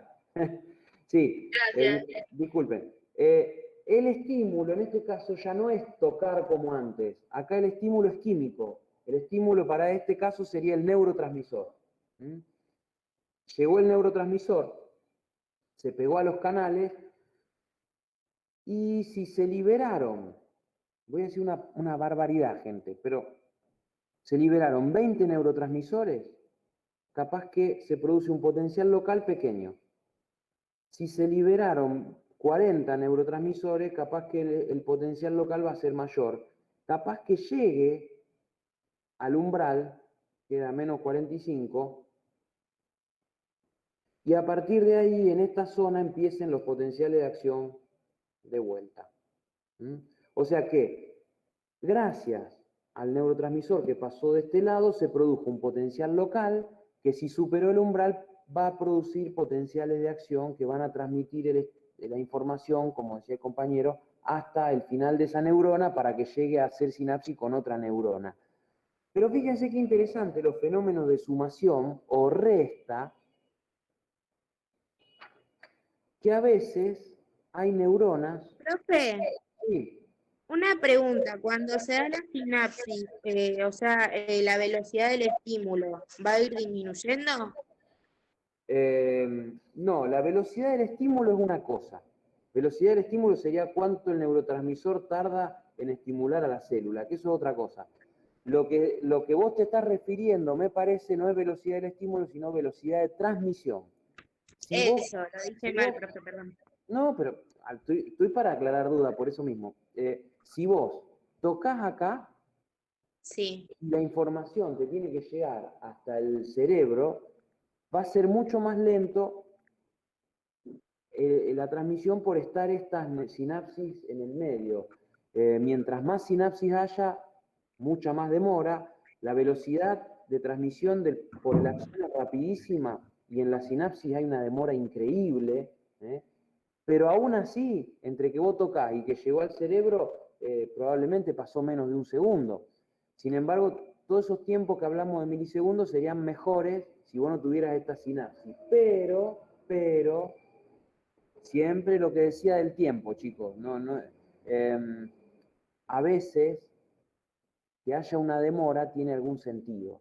O sea, uno dice, uy, pero qué macana, podríamos tener directamente uniones nexo en todos lados. A ver, creo que yo había hecho acá. Podríamos tener de estas uniones y hacer sinapsis eléctrica en todos lados y chau. Pero no, porque si fuera así, no las podríamos regular a la sinapsis. Eso es re importante. Fíjense, capaz que esta neurona viene de un lugar, pero también hay otra que viene de otro lugar trayendo información, y capaz que haya otra que también viene de otro lugar, y las tres confluyen en esta. Entonces, capaz que yo lo que estaba mostrando era lo de esta neurona. Un neurotransmisor como, por ejemplo, porque acá entran en juego un montón de cuestiones, no todos los neurotransmisores abren los mismos canales. Yo recién hablaba de uno, por ejemplo, llamémosle acetilcolina. La acetilcolina impacta acá en receptores que se llaman colinérgicos y se abren canales de sodio y entra el sodio y esto genera una tendencia a activar a la célula. Pero ¿qué pasa? Capaz que esta neurona está tirando un neurotransmisor distinto llamado GABA, que lo que hace ya es abrir otros canales que se llaman canales de cloro, no de sodio. Y los canales de cloro lo que hacen es negativizar el interior. Y capaz que esta también usa GABA, o no sé, o esta usa glicina, que es otro. Y la glicina también es un neurotransmisor inhibitorio, por ejemplo, por apertura de canales de cloro. Entonces, si solo está este fenómeno, olvídense de estas dos, lo que voy a obtener acá es un potencial local, que yo hace un rato lo había mostrado, que sería este, que se llama potencial postsináptico excitatorio. ¿Por qué? Porque excita o tiende a excitar a esta neurona. Pero este y este otro, lo voy a hacer acá, este es el potencial de membrana en reposo, y cuando el GABA sale, que es el neurotransmisor, se abren canales de cloro y esto baja. Entonces acá ya se llama ahora, se podría llamar hiperpolarización tranquilamente, porque le veníamos diciendo hiperpolarización, pero en el caso geográfico de una neurona, en una postsinapsis, se llama potencial postsináptico inhibitorio, pero siempre es lo mismo, son potenciales locales. Si estuviéramos en una placa motora de un músculo, se llama potencial de placa, y lo que veíamos hace un rato, que era ese potencial local que se había producido por el tacto, muchas veces también se le llama potencial del receptor. Entonces, dependiendo de cuál gane en la suma y en la resta, que esta neurona termine o no excitada. Por ejemplo, capaz que lo unificamos en una sola. A ver si...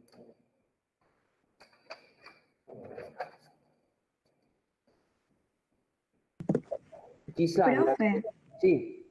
tengo una duda. ¿De qué va a depender que frente a un estímulo se abra un canal de sodio y no de cloro o que se abra un canal de cloro y no de sodio? No, muy buena pregunta.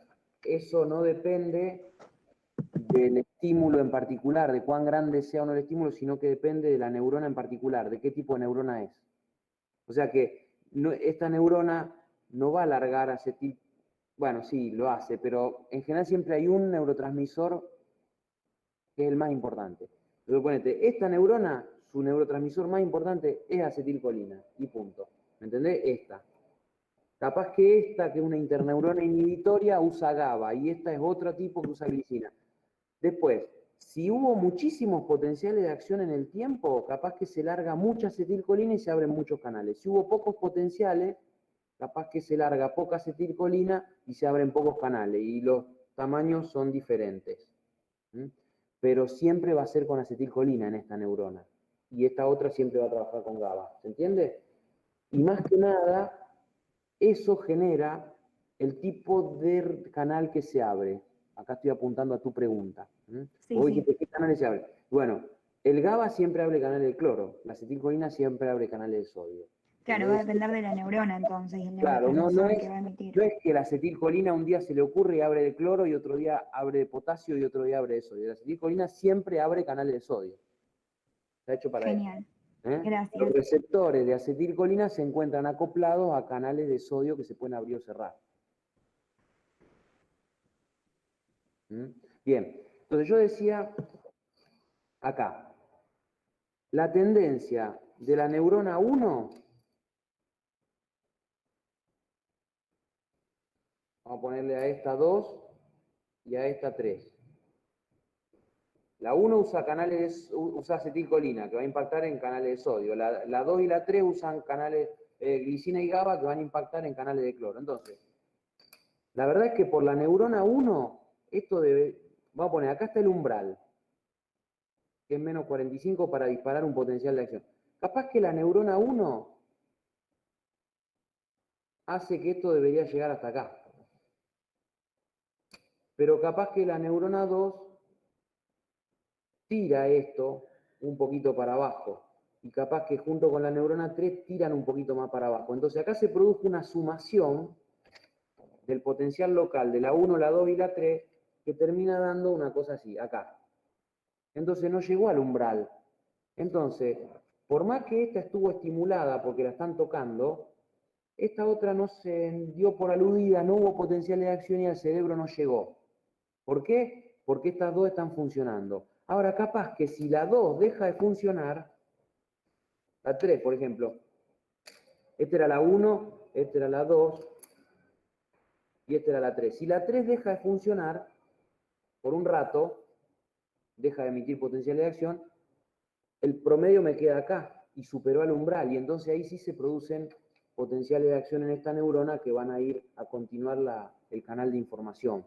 Entonces, según cómo se vayan activando o desactivando neuronas en la sinapsis, muchas veces llegamos a la actividad o no de las otras neuronas, y eso lleva a los complejísimos sistemas que hacen que yo esté hablando con ustedes, que ustedes estén aprendiendo y que alguien haya podido crear esta cosa fascinante que es el Google Meet. Digo, es decir, porque de toda esa conjunción de sinapsis y neuronas trabajando, que algunas se abren, otras se cierran, llegamos a la complejidad que tenemos. Y esto me lleva a una especie de cierre provisorio, porque ahora voy a escuchar un poco las preguntas, pero ustedes siempre tienen, esto lo digo así porque también me pasó a mí y le pasa a todo el mundo,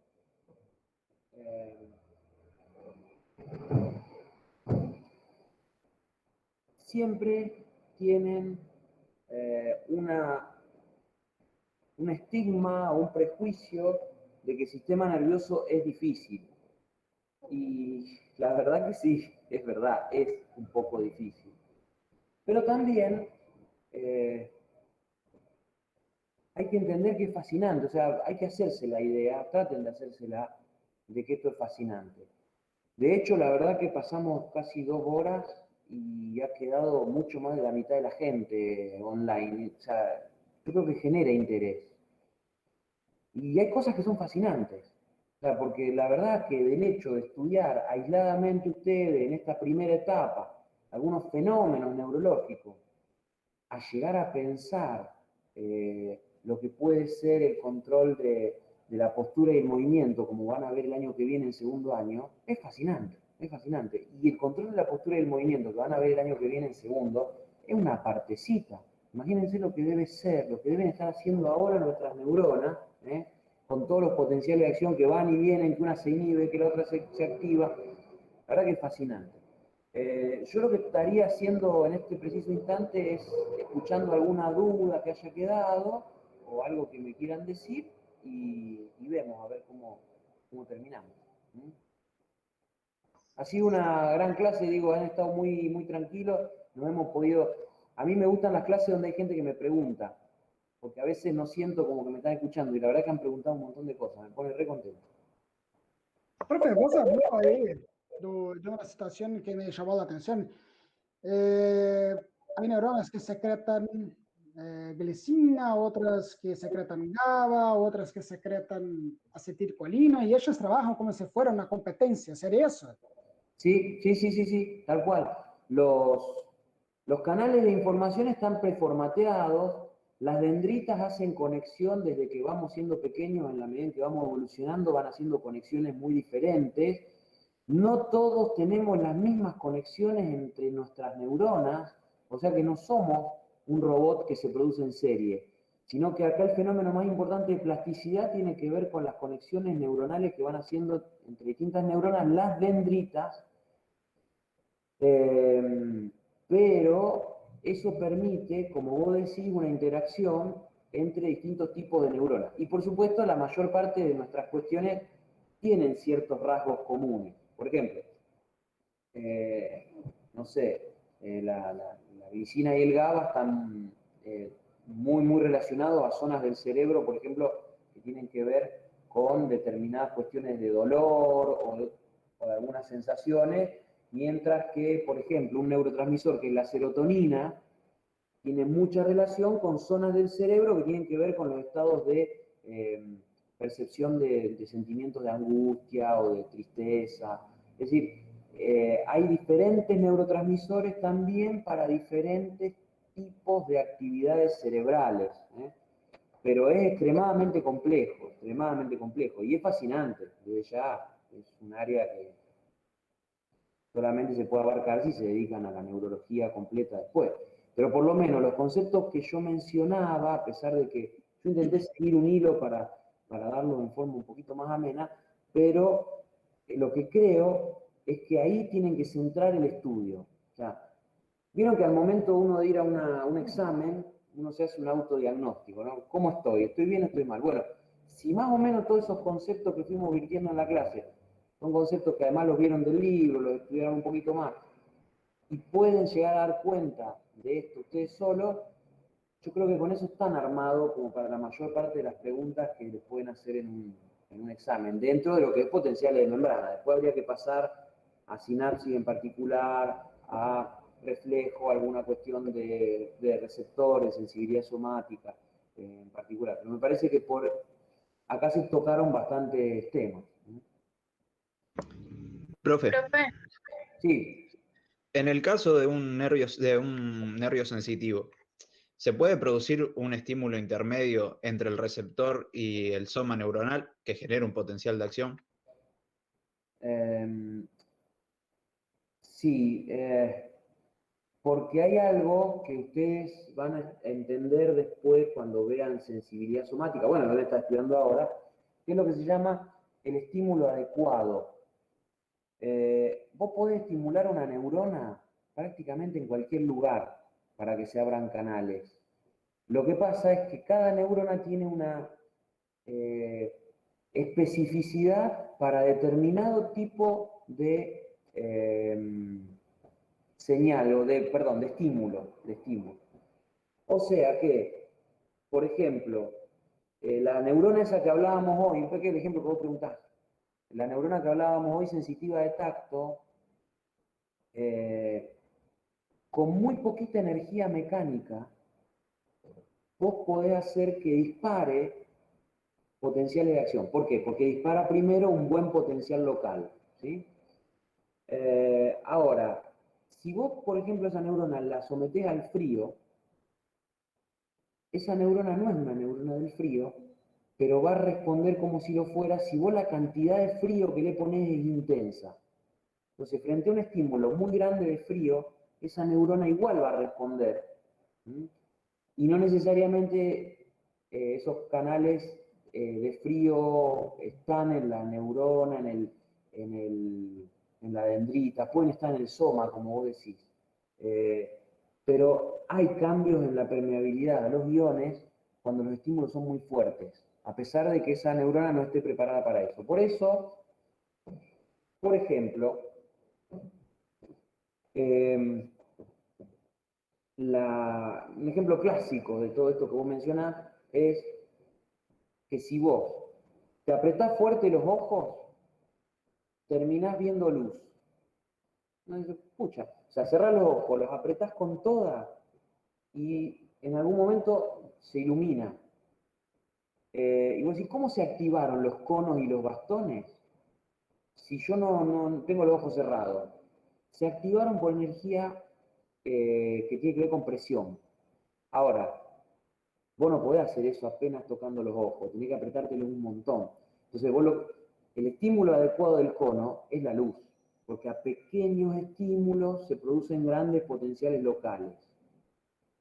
Pero igual podés estimular esa neurona con otras formas de energía, pero siempre tiene que ser altos niveles de esa energía. ¿Me llegaste a entender?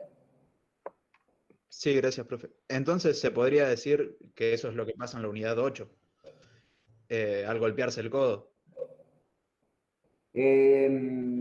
Sí, exactamente, porque es cuando le da siente la electricidad, exactamente, sí.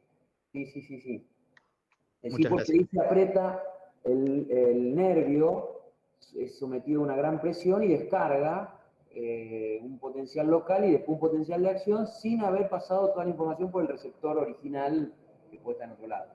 Completamente de acuerdo. Profe, o sea que como el nervio cubital es estimulado, entonces esos receptores que tienen la parte del brazo, del antebrazo, perdón, van a ser estimulados al mismo tiempo que van a enviar esos potenciales al nervio. Sí, permitime, Isabel, que aclare lo que decía tu compañero antes con una imagen. Voy a mover la pantalla. Lo voy a tener que mover así. A ver. Ven que se me desconectó la pantalla, la cámara. A ver.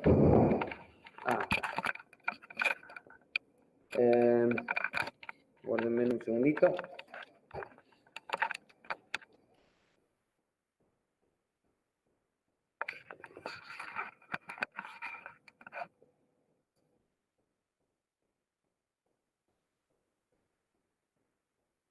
Estamos de nuevo. Miren, quizás esa neurona viene de otra sección, no sé, a ver, pongamos que esta es la neurona y los receptores están acá, suponete. O sea que acá vos tenés receptores para el tacto, suponete. Vos tocas acá, se produce todo el fenómeno que vimos, los potenciales de acciones pasan por acá y bueno, y terminan viajando hacia el sistema nervioso. Suponete que el codo está acá. Y en el codo no hay receptores para tacto-presión en esa neurona. Lo que dice tu compañero es que cuando se produce el golpe, se libera una cantidad de energía muy grande sobre esa.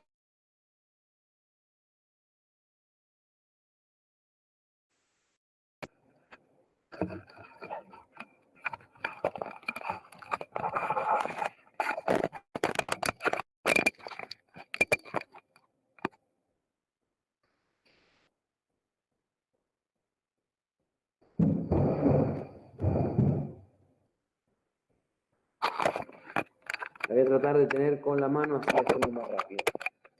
Ahí. Ahí.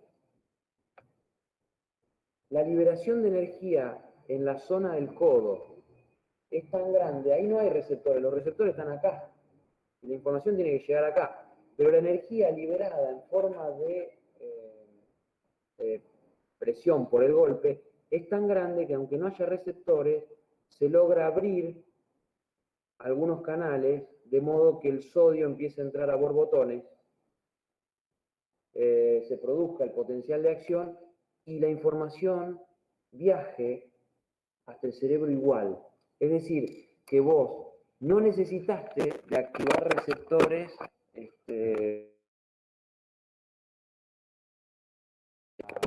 correspondientes, sino que por un nivel energético muy alto, a nivel de una sección del axón, se produce un potencial de acción igual. Eso es lo que recién estábamos tratando de comentar, que bueno, hay veces que niveles energéticos más altos de otro tipo de estímulos igual gatillan distintas zonas de las neuronas potenciales de acción o potenciales locales que terminan en potenciales de acción. Y esa es la explicación por la cual, por más que vos no tengas receptores para esas neuronas en el codo, cuando te golpea el codo, el nervio cubital dispara potenciales de acción.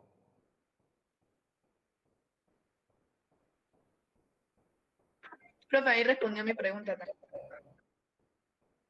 ¿Cómo? Perdón, Isabel, no te escuché. Que ahí también respondió la pregunta que le hice. Ah, sí. Está bien. Gracias. No, por favor. Bueno, gente, no sé si hay alguna pregunta más, si no damos por concluido por ahora. Profe, a mí me quedó una duda respecto al potencial de acción. Sí. Cuando se da la despolarización, es por la apertura del voltaje del canal de sodio, sería del voltaje dependiente. Dependiente o eléctrico o eléctricos de sodio, sí. Sí, lo anoté. Y cuando se da la repolarización, que se hace la apertura de los voltajes de potasio dependiente, serían los canales de potasio. Sí, Cuando está bueno. Cuando se da la repolarización, ¿sale el sodio o queda ahí adentro de la célula? Esa es mi duda. Muy buena la pregunta. Te aclaro dos cosas que no dije cuando di la clase. Vos, cuando abrís canales de sodio, sube el potencial. Cuando estás arriba, no solamente se abren los de potasio, sino que yo omití decirle que también se cierran los de sodio. O sea que deja de haber ingreso de sodio, ya igual la cantidad que ingresó es brutal. Y se abren los de potasio. Eso hace que baje el potencial. Cuando el potencial baja y estás abajo incluso de los menos 90, se cierran los canales de potasio que se habían abierto allá arriba. ¿Sí? Sí. Y ese lento volver hasta los menos 90 tiene que ver con lo que vos estás preguntando. Porque vos imagínate que después de ese descalabro te ha quedado un montón de sodio adentro y un montón de potasio afuera. ¿Y quién es la encargada de devolver lentamente todos esos valores a la normalidad? La bomba de sodio-potasio. Exacto. Por eso yo al principio de la clase les decía que la bomba hace un 3x2, pero porque no está solamente sacando y ordenando lo que se produce durante el potencial de membrana en reposo, sino que tiene que ordenar todo el tiempo estos líos. O sea que hay muchas bombas de sodio-potasio en los axones que van devolviendo el sodio otra vez afuera y van devolviendo el potasio otra vez adentro para poder lograr que se pueda producir después un nuevo potencial de acción ahí. Por eso también la explicación de los periodos refractarios. Por eso, como dice Débora ahí, que estoy viendo en el chat, se mantienen los potenciales gracias a la bomba. La bomba siempre permite que los potenciales se mantengan, que la membrana esté lista para disparar un nuevo potencial, etc. Gracias, profe. Yo había entendido la función de la bomba y todo, pero me había quedado esa duda. Si era que el sodio salía de golpe al entrar el potasio. Me había quedado esa dudita nomás. Gracias. No, por favor, al contrario.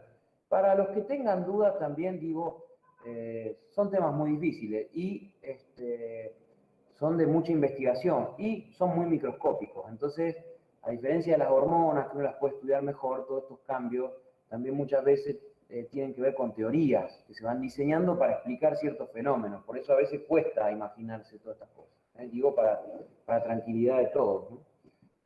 Bueno, viendo que no hay más preguntas, damos por concluido este repaso y bueno, espero cualquier cosa que necesiten, me avisan, va a ser un gustazo, ¿eh? Espero que sigan bien, cuídense mucho y la mejor de las ondas para que rindan bien. Bueno, profe, gracias. Gracias. Gracias, profe. Muchas gracias, hasta luego.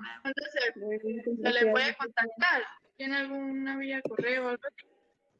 ¿Cómo, perdón, Isabel? ¿Por dónde se le puede contactar por si alguna otra pregunta o algo así que ahora no?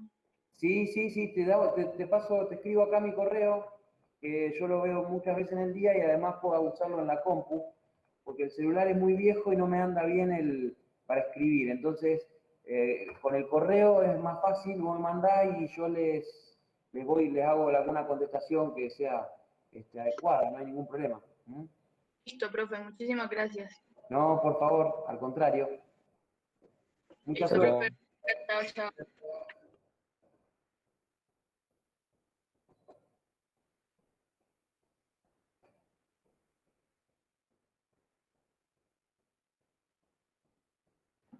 Profe, una pregunta. Sí. ¿Este video lo suben a la página del ALDE después? Sí, me dijeron que sí. No sé si lo van a subir inmediatamente o si pasa un rato, pero lo van a subir, sí. Dale, gracias. No, por nada. Chao, Bianca, que andes bien. Hasta luego. Chao.